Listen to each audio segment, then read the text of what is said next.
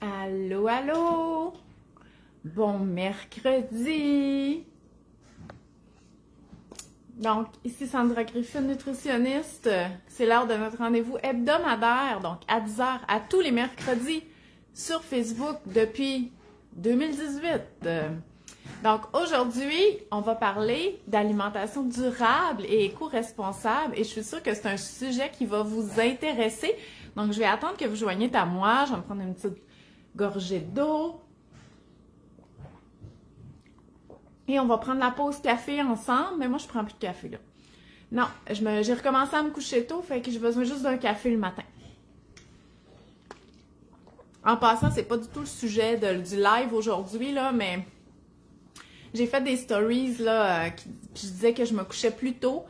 Et il y a beaucoup de mamans qui me disaient « je me couche trop tard ». Puis tu sais, je veux dire, si tu fais plein d'affaires, tu vas pas dire que tu te couches trop tard. Mais souvent, on se couche trop tard parce que moi, c'était vraiment parce que j'aimais ma liberté, tu sais, après le coucher des enfants et tout ça.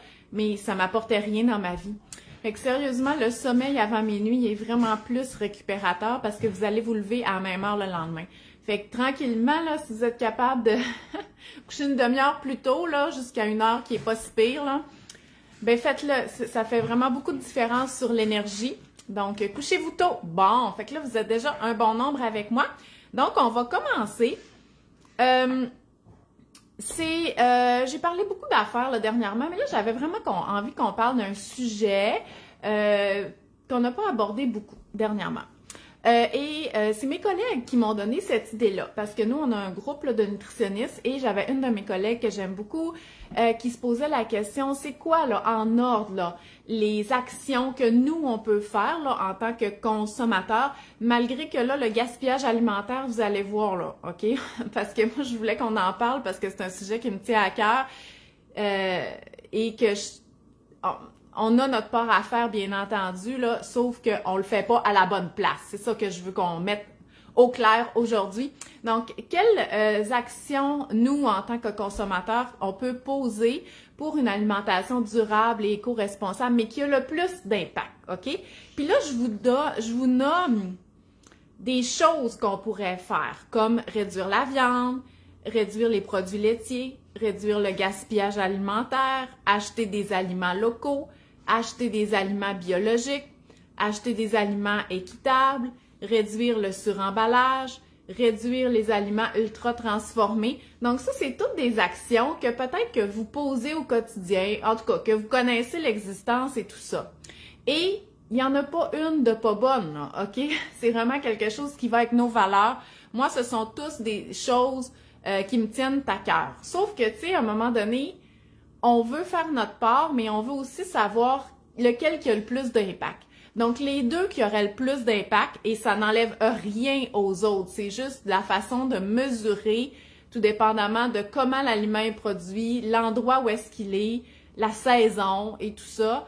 Ils n'ont pas tous le même impact au niveau de l'empreinte de carbone, là, mais peu importe. Celle-là qui en aurait le plus, ça serait de réduire la viande et de réduire les produits laitiers. Hey, là, j'ai pas de commentaires. Je veux juste être sûre que vous m'entendez. Oui, ça, vous me voyez. Mais dites-moi allô. Juste allô, parce que je vais être sûre que ça fonctionne. Parce que là, si vous voulez échanger sur le sujet, puis que là, je parle, puis qu'il y a personne qui parle, ça va être bizarre, là. OK, Mélanie est là. Super, Émilie. Bon. Fait que dites-moi si c'est un sujet qui vous intéresse et quelles actions vous faites pour une alimentation durable et éco-responsable. Et encore une fois, toutes les actions que j'ai nommées, acheter local, bio, encourager un producteur de famille, réduire la viande, ça n'a pas d'impact. Mais il y en a deux que si, mettons, on se dit, hey, moi, je veux faire ma part, mais je veux faire comme une action qui va avoir le plus d'impact, ça serait de diminuer la viande et de diminuer le gaspillage. Donc, on va commencer avec l'action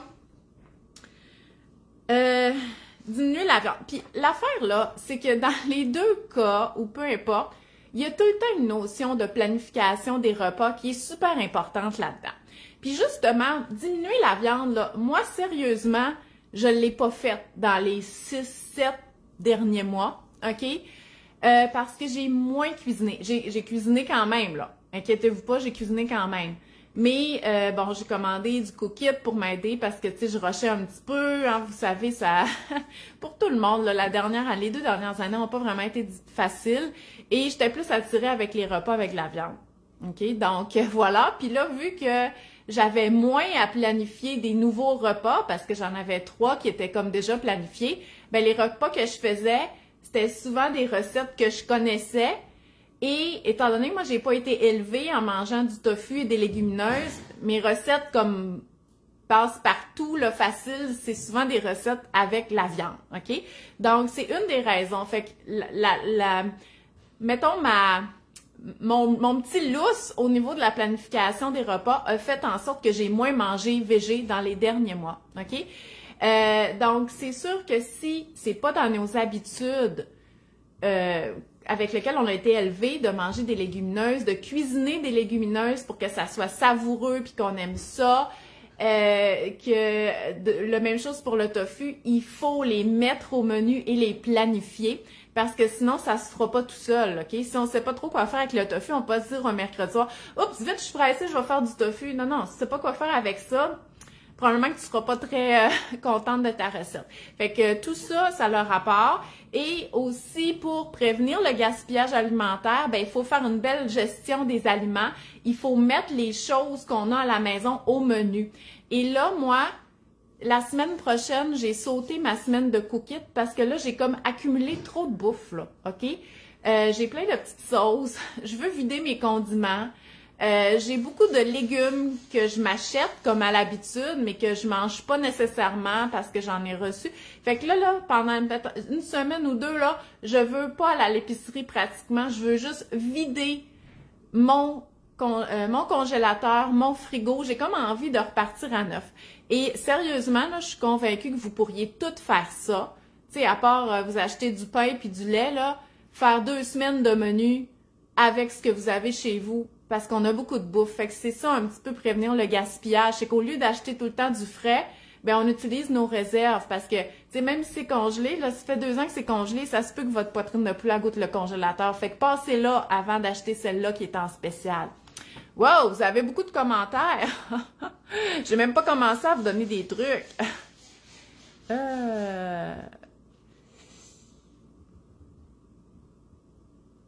La bonne utilisation des contenus du frigo, oui, ça l'aide à diminuer le gaspillage. Je vais au vrac plus souvent pour réduire l'emballage. Un repas sans viande par semaine, oui, super. Je gaspille beaucoup moins depuis que j'ai débuté mes cours de planification. Ben, écoutez, je vous le dis, là, la planification, c'est la clé, OK? Ça, c'est certain. Comment limiter le gaspillage des aliments que nos enfants mettent dans leur assiette? Bon, Audrey-Anne, on va commencer. Audrey-Anne, elle a ouvert le sujet. Fait que, OK, là, je suis partie, là.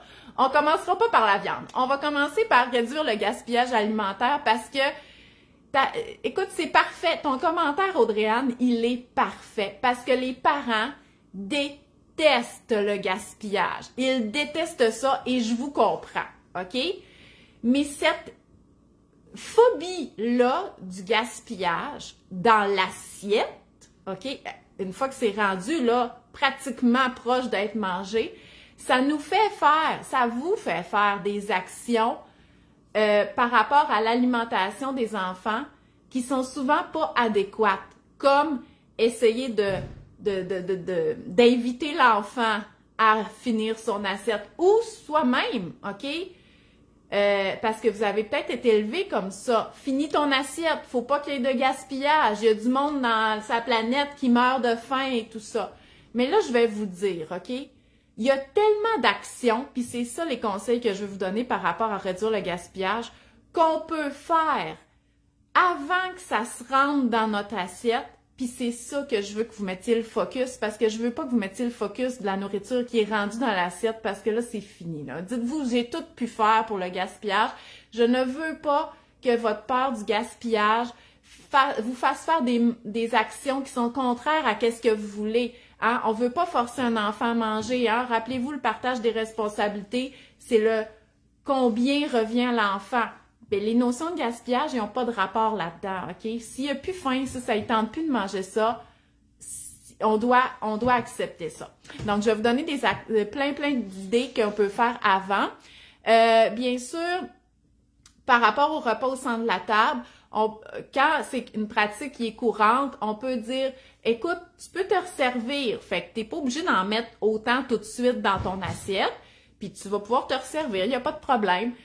Ou pense à tout le monde, hein? C'est tout le monde qu'il faut qu'il y ait du riz, OK? Fait que laisse la possibilité aux gens d'avoir du riz au lieu de remplir son assiette. Donc, tu peux faire ça. Sinon, là, mettons, là, on est rendu dans l'assiette. Comme je vous ai dit, je ne vais pas que vous mettiez trop de focus là-dessus. Sinon, une fois que c'est dans l'assiette et qu'il en reste, vous pouvez, si ça vous écœure pas, moi, nous autres, chez nous, ça nous écœure pas, puis bon, on a été chanceux, il n'y a personne de malade. Je sais que les virus ont recommencé, là, mais moi, je fais les plats lunch, OK? Tu sais, le plat que je mets dans le frigo, là, je vide toutes les assiettes des enfants là-dedans, OK? Fait que si vous êtes invité à manger des restes chez nous, moi, si j'étais vous autres, je toucherais pas à ça. Mais nous autres, ça nous dérange pas, parce que de toute façon, personne ne mange nos restes. Il y a juste nous autres qui les mangent. Sinon, ben là, ça va au compost. Mais là, tu sais, le compost, là, c'est pas pour se donner une bonne conscience de pas gaspiller. Mais ça, c'est la dernière étape. Qu'est-ce qu'on peut faire pour prévenir le gaspillage alimentaire avant? Et ça, là, sachez que vous n'êtes pas les seuls responsables du gaspillage alimentaire. Oui, vous jetez peut-être de la nourriture, oui, ça vous écœure, puis tout ça, mais vous pouvez, au niveau de l'achat, quand vous achetez les choses, avoir un impact. Donc, premièrement, quand c'est rendu dans l'assiette, on arrête de penser au gaspillage, s'il vous plaît. On se rappelle aussi, là je m'excuse, j'ai l'air de vous lire des affaires, c'est parce que je veux vraiment vous dire ces points-là. On se rappelle aussi que tout ne repose pas sur nos épaules, OK?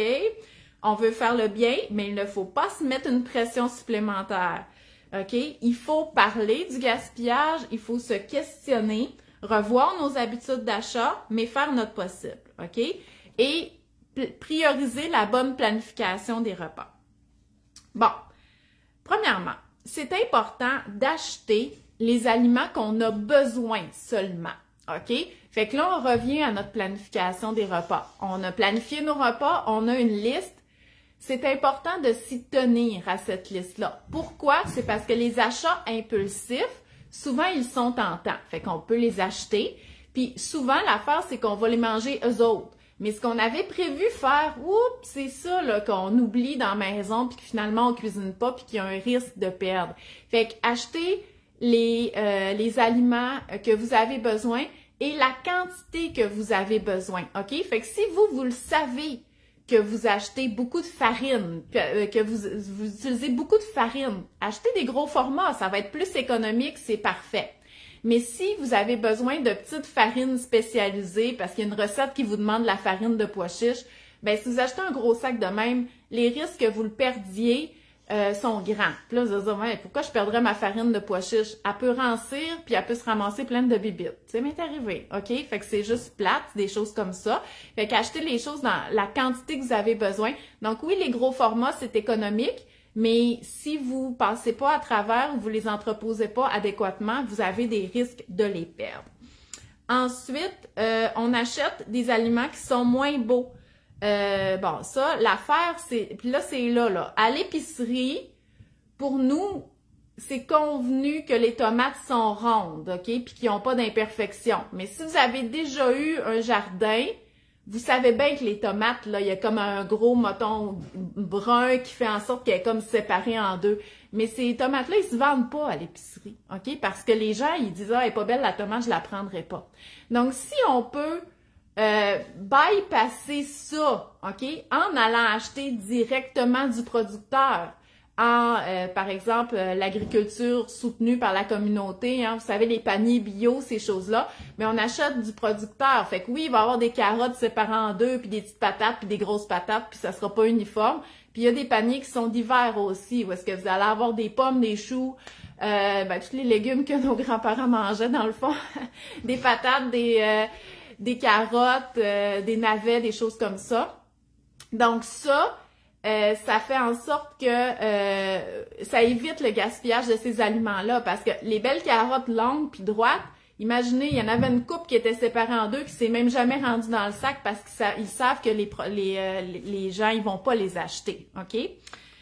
Donc, acheter, c'est ça, directement du producteur ou ce qu'on appelle des légumes moches. Donc, si vous, il y en a dans les épiceries maintenant, OK, certaines épiceries, ou sinon, certains réseaux de distribution comme l'UFA, il y a souvent un panier de légumes moins jolis qu'on peut acheter. Sinon, Second Life, OK? Sérieusement, Second Life, c'est vraiment super. Je vais vous mettre le lien après. C'est pas cher, là, vous avez pas idée. Là, je sais que c'est probablement pas partout à travers le Québec, mais ça grossit de plus en plus. Et c'est des paniers, bon, ça peut être bio, ça peut être local, ça peut être tout mélangé. Et c'est même pas des invendus, c'est des légumes puis des fruits qui se rendent même pas au réseau de distribution des épiceries. Fait que ça, je veux vraiment que vous regardiez ça. Donc voilà, c'est ça? Ouais. Aussi, on s'informe à nos marchands sur les non vendus ou ce qu'on appelle les réduits et c'est quoi leurs actions, eux, pour la réduction du gaspillage. Comme par exemple, il y a maintenant des applications comme Flash Food. Ça fait quand même un bout là, que ça existe. Là. Je pense que moi, j'avais fait une campagne pour eux en 2016, puis j'utilise encore Flash Food, qui est chez Maxi principalement, et dans quelques Provigo à travers le Québec. Et c'est une application, donc les yogourts proches de la date de péremption, des bananes seules, tu sais, mettons le panier de fraises, qu'il y en avait une de pourrie, là, ben, les gens à l'épicerie, ils ont enlevé la fraise pourrie, mais ils peuvent pas laisser le panier de fraises au même prix. Fait que ça, ils mettent ça dans le Flash Food. Fait que ça nous fait des belles boîtes de légumes avec, tu sais, des affaires tout seul, une pomme un petit peu poquée, puis tout ça. Mais moi, mon maxi, sont 5$ ces boîtes-là, puis sérieusement, ça nourrit une famille. C'est juste qu'il faut savoir quoi faire avec nos pommes poquées, parce que les enfants, ils veulent pas plus les manger en pommes, là, OK? Fait qu'on fait de la croustade, on fait de la compote, on va faire des desserts avec ça. Fait que c'est toujours en lien avec la bonne planification des repas. Donc, il y a Flash Food, il y a Food Hero qu'il y a chez IGA et Metro, je crois. Fait que ça, vous regarderez ça. Donc, c'est vraiment comme pour donner une dernière chance de se procurer des aliments qui n'ont pas été vendus à l'épicerie puis qui approchent de leur date. Sinon, informez-vous qu'est-ce qu'ils font, les épiceries. Puis si vous trouvez que ça n'a pas d'allure, ben parlez-leur, OK? Puis moi, je me suis informée. Parce que là, maintenant, j'ai commencé un contrat d'ambassadeur pour Pasquier, qui est une épicerie indépendante, donc qui est liée à aucune chaîne. C'est une épicerie familiale qui a débuté à Saint-Jean-sur-Richelieu il y a 25 ans. Puis maintenant, il y a une nouvelle succursale près de chez moi à Delson. Et je leur ai demandé, parce que là, j'ai dit, hey, moi, là, je m'en vais parler du gaspillage, puis je veux dire aux gens de s'informer, puis qu'est-ce que vous faites avec les choses qui sont plus bonnes à l'épicerie, OK? Fait qu'ils m'ont confirmé, eux, ils donnent à des banques alimentaires. Puis c'est quand même le cas de beaucoup d'épiceries, mais pas de toutes, OK? Parce que, bon, moi, ça m'intéresse pas tant, là, mais je comprends un peu le principe. Mais vous savez, il y en a qui ils font ce qu'on appelle du déchetarisme. Donc, ils vont fouiller dans les containers en arrière des épiceries, puis ils se ramassent plein de bouffe, là.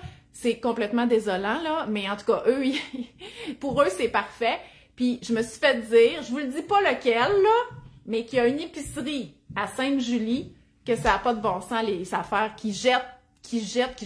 Fait que sérieusement, informez-vous à votre épicerie, parlez-en, dites qu'est-ce que vous faites avec la nourriture qui passe date ou qui est pas vendue, parce que ça, là, ça n'a pas de bon sens. Fait que s'il vous plaît, je veux pas que vous capotiez, que votre enfant mette trop de riz dans son assiette puis que vous allez le jeter. Mais pensez à l'épicerie à Sainte-Julie qui met tout son stock dans un container des poubelles. Moi, ça fait que vous pouvez faire quelque chose, OK? Vous pouvez faire quelque chose, mais pas rendu à la table. Tout qu'est-ce qu'on peut faire avant, ça, c'est certain. Ensuite, voilà. Donc, on s'informe à nos marchands de qu'est-ce qu'ils font avec leurs produits non vendus et comment on peut réduire le gaspillage.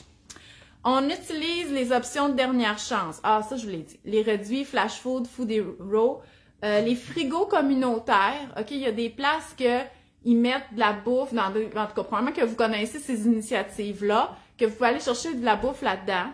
Utilisez-le s'il y en a dans votre coin.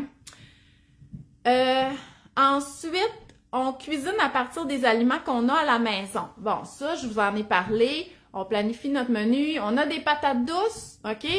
Là, parce que, tu sais, dans le fond, là, regardez qu'est-ce que vous avez de frais ou qu'est-ce que vous voulez passer. Puis là, vous direz, ouais, mais c'est quoi le rapport des patates douces? Je ne vais pas planifier mon repas en fonction de ça. Oui, OK? Dans le sens qu'il faut passer les patates douces parce qu'ils commencent à être ratatinés. Oui, on peut faire un potage ou des légumes grillés. Puis là, dites-vous, OK, je vais faire des légumes grillés sur la plaque. J'ai-tu de la viande de congelée ou du tofu que je pourrais mariner pour mettre sur la plaque avec mes patates douces? Oui, et voilà, j'ai un repas. Mercredi, on sait ce qu'on mange. Maintenant, OK, j'ai ma citrouille. Qu'est-ce que je peux faire avec ça? Ah, ben, je peux faire un potage de citrouille. Ah, puis j'ai deux rabioles. Mais je vais faire un potage de rabioles. Non, c'est pas de la rabiole, c'est du navet. OK? J'ai du navet. Pas du rutabaga jaune, là, du navet blanc que je mangerais. Ça pique plus, là, le navet blanc que le rutabaga. Fait que je vais faire courge et navet. Comme ça, ça va adoucir le goût, puis je vais passer ma citrouille, parce que mes enfants, ils ont pété le bout, fait que là, elle est tout en train de pourrir, faut que je la passe.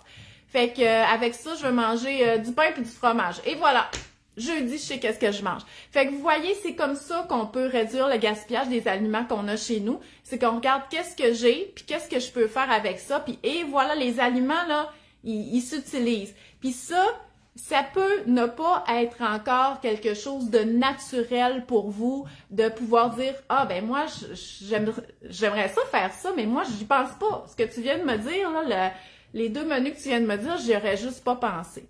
C'est parce qu'il vous manque de recettes qui se font avec les aliments de base ou de se pratiquer avec ça. Puis je voulais juste vous reparler de mon livre, mon e-book, mon livre numérique que ma stagiaire elle a fait, qui est en vente avec les recettes du garde-manger. Fait que ça pourrait vous faire une bonne banque de recettes qu'on peut cuisiner avec des aliments qu'on devrait toujours avoir à la maison. Fait que je vais vous mettre le lien dans les commentaires. Et voilà. Et c'est ça. Ensuite, à la maison, on doit faire une bonne gestion de nos aliments. Au niveau de l'emballage, tout ce qui est sec, là, farine, gruau, riz et tout ça, si vous mettez dans des emballages non hermétiques, il va se ramasser des petits insectes là qui font comme, je sais pas s'ils partent à voler à un moment donné, mais ils laissent leur carcasse là-dedans. Ça m'est arrivé plein de fois, là, puis j'ai pas de bébites chez nous, là, j'ai pas de souris, j'ai pas rien, là. Fait que je pense que ça fait juste comme arriver, je sais pas. Des fois, je pense qu'ils se contaminent avec ça, en tout cas, peu importe. Fait que emballez bien hermétiquement vos affaires secs. Tout ce que vous congelez, essayez d'enlever le plus d'air possible pour pas qu'il y ait des brûlements de congélation. Puis, à part les trucs saisonniers, là, tu sais, si vous faites vos bleuets congelés puis tout ça, tu sais, la viande, là, à moins qu'elle soit scellée sous vide, mais si c'est comme des spéciaux d'épicerie, ils reviennent aux 6 semaines. Vous n'avez pas besoin de stocker pour un an, là. À moins que vous achetez comme un demi-port ou des choses comme ça, mais habituellement, ça, c'est scellé sous vide, ça se garde quand même 18 mois. Utilisez tout le temps le frais en premier, OK? Oui, peut-être que ça vous tente de manger le macaroni au fromage ce soir, mais c'est parce que vos crevettes, là, sont dégelées, là. Fait qu'il faut faire les crevettes avant. Le macaroni au fromage, on peut le faire la dernière journée de la semaine, là. C'est pas grave, OK? Fait que utilisez votre frais en premier pour faire un bon roulement des stocks. Et en dernier recours, on composte, OK? Puis là, c'est arrivé dans beaucoup de municipalités au Québec, le compostage, OK? Puis, tu sais, il y en a des bacs bruns sur le bord du chemin. Fait que les gens, ils compostent. Mais il y en a beaucoup qui compostent juste les affaires de la cour. Les feuilles, le gazon mort, puis ces affaires-là. Parce que c'est pas encore une habitude. Puis là, je parle pas juste de nos parents, là. Je parle de jeunes, OK, qui se disent « Ah, moi, ça m'écoeure, le compost, puis tout ça. » Écoutez, on n'a plus le choix, là. On est rendu là, OK? Je vous le jure, si vous vous mettez à composter, puis vous pouvez tout composter. Les seules affaires, là, comme organiques, qu'on peut pas composter, c'est genre les coquilles d'huîtres puis de moules, puis... mais sinon, tout, là, les Kleenex, ça se composte, les circulaires se compostent, les papiers essuie-tout pour absorber votre gras de bacon, ça se met dans le compost. Puis justement, ce qui reste dans l'assiette qui est plein de sauce, puis que les enfants ils ont recraché dedans, mettez ça dans le compost. Fait que sérieusement, c'est pas juste les épluchures, là. Le compost de la ville, vous pouvez mettre vos restes de viande. Ah, la brique de fromage, elle a moisi. Ah, vous l'avez échappé, il était dans le fond, vous l'avez pas vu, dans le compost, OK? Fait qu'on peut tout mettre là-dedans. C'est pas comme juste le petit compost qu'on fait pour notre jardin, qu'on veut pas que ça pue, puis qu'on peut pas mettre de graines parce que les courges poussent là-dedans, là. Non, vous mettez tout dans le compost. Et je le sais que c'est pas encore une habitude pour tous. Mais tu sais, faut pas se dire que parce qu'on composte, on peut gaspiller plus, là. C'est vraiment pas ça le but. Je veux que vous ayez compris, là, qu'on peut faire plein d'actions pour diminuer le gaspillage avant même que ça se rende à notre maison.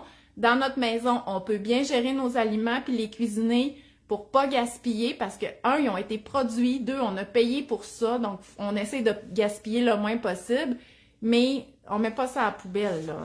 C'est parce que l'affaire à la poubelle, là, c'est que c'est plein de... La poubelle, elle est pleine de plastique puis tout ça.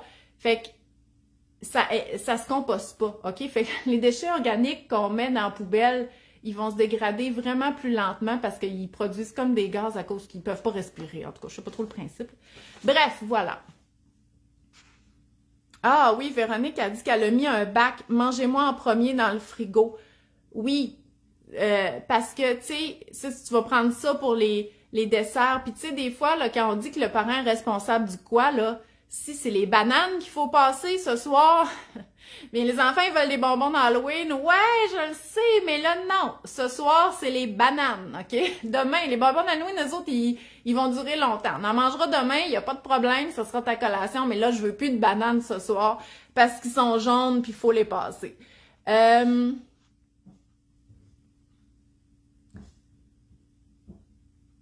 la misère avec ma gestion des commentaires.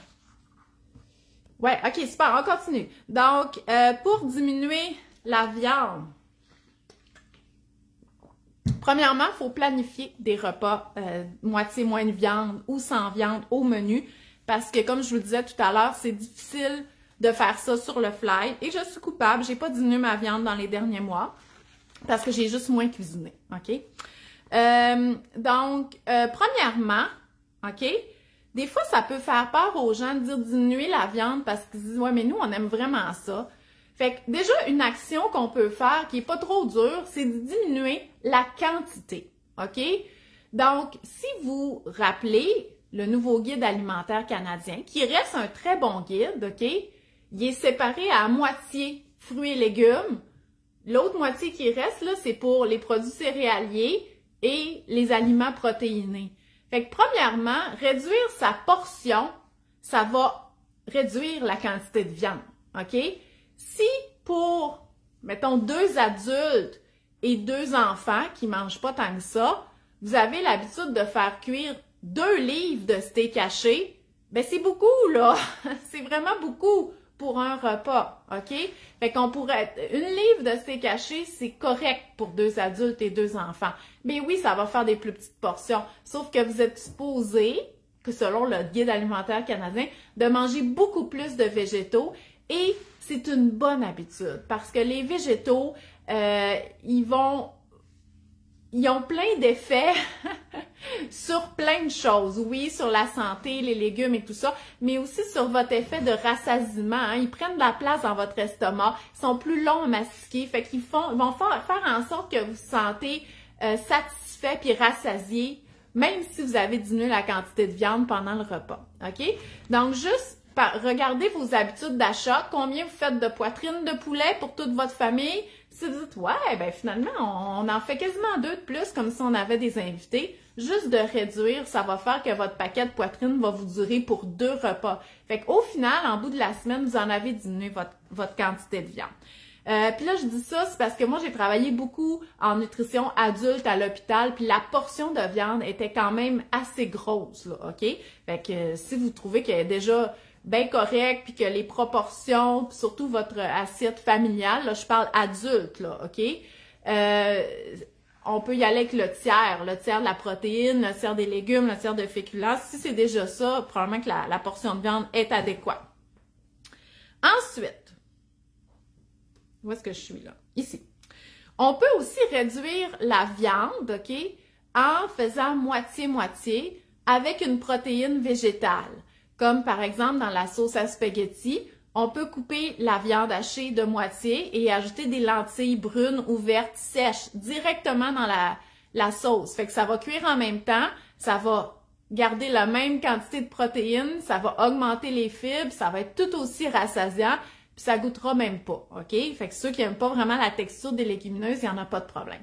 Puis si vous voulez même pas aller dans les légumineuses, la PVT, la protéine végétale texturée, elle, là, elle ressemble vraiment à de la viande hachée. Fait que vous la mettez sèche directement dans votre sauce à spaghetti avec la moitié de la viande et vous la verrez même pas, OK? Fait que ça va vous avoir coûté en plus 2 fois moins cher. Donc, voilà. Fait que réduire la quantité de viande en augmentant les légumes d'accompagnement. Réduire la quantité en remplaçant par une protéine végétale. Puis ça, on peut faire ça partout où est-ce qu'il y a de la viande hachée, là. Les tacos, les chilis, avec la PVT ou les lentilles. Moi, j'aime moins le tofu, là. Le tofu égrené, là, pour remplacer la viande. Je trouve que ça goûte le tofu, OK? Fait que j'aime vraiment plus la PVT ou les lentilles. Pâté chinois, partout où est-ce qu'il y a de la viande hachée, on peut faire ça. Ensuite, on peut juste carrément sauter des repas de viande en mettant un repas qui est à base d'une protéine végétale, comme le tofu, le tempeh, la PVT, les légumineuses. Donc, ce sont celles-là, là, nos protéines végétales qui ont du fer aussi. Sinon, il y a les noix et les graines qu'on peut utiliser de temps en temps. Mais moi, je préfère vraiment, si on remplace un repas de viande, qu'on aille vers les légumineuses, le tofu, la PVT, le tempeh ou les edamame. Donc, vous pouvez inclure un repas qui n'est pas à base de viande dans la semaine. Si c'est déjà fait, ça peut être 2. Si c'est déjà fait, ça peut être 3. Puis, tu sais, c'est sûr, comme je disais, ça se peut que ce ne soit pas une habitude vraiment de cuisiner les légumineuses, mais il faut s'inspirer, je vous dirais souvent, des cuisines du monde. Puis c'est parce que c'est tellement savoureux que si c'est des goûts qui nous plaisent, ça vient facile après ça d'intégrer des choses comme ça dans notre alimentation. Comme par exemple le tofu à l'arachide, OK, qui est plus comme un mets d'inspiration asiatique, ou le curry de pois chiches qui est plus un mets d'inspiration indienne. Donc c'est vraiment complètement différent de peut-être ce qu'on aurait fait avec la viande, mettons comme moi, cuisiner mes grands-parents, de la viande rôtie, des patates puis des carottes, OK? Ça goûte pas partout la même chose. Fait que c'est pas comme si on essayait de remplacer, c'est comme si on s'en va carrément ailleurs. Est-ce que le tempeh est OK pour un bébé intolérant à la protéine de lait de vache, Julie? S'il ne tolère pas le soya, non, OK? Parce que le tempeh, c'est du soya, OK? C'est des fèves de soya. Tout comme le tofu et les edamame, qui est la fève de soya fraîche. Mais s'il tolère le soya, oui, tu peux essayer le tempeh. Faut juste qu'il soit tendre, là, ce qui est pas d'emblée correct avec le tempeh, là. Tu peux le râper à ce moment-là. Donc, voilà.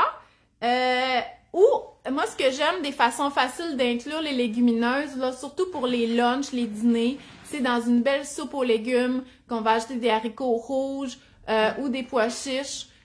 Sinon, dans des salades repas, moi, j'ajoute toujours des pois chiches ou des haricots rouges ou des haricots noirs, mettons dans une salade qui serait plus un peu mexicaine, là, avec du maïs, puis des avocats, puis des poivrons de couleur. Donc ça, je trouve que c'est des façons plus faciles d'intégrer les légumineuses que par le souper quand on n'est pas habitué. Sinon, le tofu, c'est juste qu'il faut le cuisiner. Mais moi, personnellement, les enfants, ils adorent le tofu. Oui, c'est parce que j'en ai cuisiné beaucoup, mais je pense qu'ils aiment ça aussi parce que ça goûte pas grand-chose, OK? Alors que c'est ce qui me déplaît plus, là, du tofu. Mais moi, là, juste le tofu coupé en tranches comme un steak avec un petit peu de sauce soya, du sirop d'érable, moi, ils adorent ça. du riz puis des brocolis, on est en affaires. Fait qu'on n'a même pas besoin de se casser beaucoup la tête là avec des repas comme ça. Voilà. Et il y avait une autre de mes collègues nutritionnistes qu'elle donnait vraiment des trucs intéressants, de tout le temps revenir aux 4 RVE, là, en tout cas, qui est de refuser, réduire, recycler, valoriser, éliminer. Bon, c'est des trucs pour justement l'impact écologique, puis je trouvais ça intéressant. Donc, refuser, ça serait d'acheter la bonne quantité, d'acheter des aliments qui sont essentiels, OK? Fait que faire attention à une nouvelle sorte de céréales, une nouvelle affaire. Ce sont des emballages, ce sont des aliments. Et si on a acheté ça, on mangera pas ça. Fait que c'est risque de gaspiller quelque chose. Faire attention aux emballages. Donc ça, c'est refuser. Réduire, donc réduire notre consommation, réduire notre gaspillage, réduire les emballages. Réutiliser, donc regardez qu'est-ce que vous avez dans votre frigo. Est-ce que vous pouvez, avec votre reste, qui vous tente pas de le manger, le réutiliser dans une autre recette? La carcasse du poulet, donnez-y une dernière vie, mettez ça dans la mijoteuse toute la nuit ou dans l'instant pot de 20 minutes, vous avez du bouillon. Fait que là, vous ne serez pas obligé d'acheter votre bouillon qui est dans un emballage. Fait que vous voyez, ça à long terme, ça a un impact aussi. Recycler, bien entendu. Ce qui est dommage, c'est que souvent, le recyclage, c'est comme une habitude qui fait quand même vraiment longtemps là, que c'est ancré. C'est juste qu'ils ont vraiment de la misère avec les centres de tri au recyclage. Fait qu'on recycle, mais ça serait beaucoup mieux à la base de ne pas avoir eu ce contenant-là entre les mains. Composter, ça c'est dans la valorisation. Et finalement, la dernière affaire au monde, ça serait d'aller dans la poubelle, OK? Fait qu'il y a beaucoup d'actions qu'on peut faire avant de mettre ça dans la poubelle. J'aime le tofu mou pour remplacer la mayo dans une salade de pâtes. Oui, puis en plus, si tu remplaces la mayo par du tofu mou, c'est plus protéiné, t'as plus de fer. Bon, t'as moins de gras, mais moi, le gras, c'est pas vraiment quelque chose qui me dérange, là. Mais oui, fait que t'as vraiment quelque chose qui est plus soutenant. Donc, voilà. Fait que j'espère que vous avez aimé ça, ce petit sujet, que ça vous a donné des idées. Si vous en faites déjà beaucoup, continuez. Souvent, les personnes qui en font déjà beaucoup, qui sont aussi adeptes du zéro déchet, ils continuent tout le temps de s'informer sur le sujet, puis c'est une bonne chose, OK? Par le fait même, ils embarquent d'autres personnes avec eux. Si vous n'étiez pas là-dedans, puis vous dites, ouais, là, j'ai déjà beaucoup de chats à fouetter, regardez, est-ce que vous êtes capable d'enlever un repas de viande par semaine? Ça peut avoir un impact. Est-ce que vous avez une petite réflexion à faire par rapport au gaspillage ou même, tu sais, qu'est-ce qui est offert à votre épicerie pour acheter des légumes ou des trucs qui n'étaient pas mis vraiment en valeur. Fait que juste vous poser ces questions-là parce que toutes ces petites actions-là mises ensemble et quand on demande aussi justement au commerce qu'est-ce que vous faites avec vos invendus ou les choses qui passent date, ben ça peut faire changer les choses. Fait que j'espère que vous avez aimé ça. Fait que je vous souhaite une belle journée et on se revoit samedi pour la cuisine en direct, mais je sais pas encore qu'est-ce que je vais cuisiner. Puis demain, à 10h15, ici, c'est Mini mange bien. Donc, on répond, moi et Mélanie, à une question sur l'alimentation des enfants. Donc, je vous souhaite une belle journée. Bye bye!